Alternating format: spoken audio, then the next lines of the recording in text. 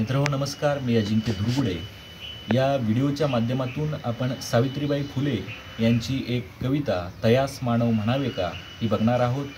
मित्रांनो, सावित्रीबाई फुले या मुलींसाठी ज्यांनी पहिली शाळा उघडली, भारतामध्ये मुलींचं शिक्षण ज्यांनी पहिल्यांदा सुरू केलं, अशा क्रांतिज्योती होत्या। मात्र त्या कविताही लिहित होत्या, ही गोष्ट भरपूर कमी जणांना माहिती आहे। तर आज या व्हिडिओच्या माध्यमातून आपण सावित्रीबाईंची एक प्रसिद्ध अशी कविता तयास मानव म्हणावे का ही पाहणार आहोत।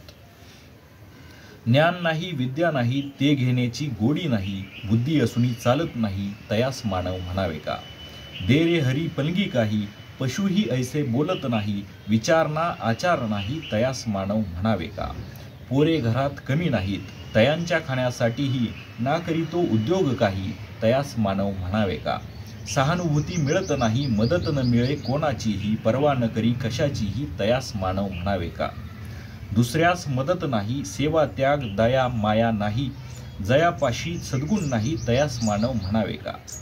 ज्योतिष रमल सामुद्रिकही, स्वर्ग नरकाच्या कल्पनाही, पशुत नाही ज्यातो पाही, तयास मानव म्हणावे का।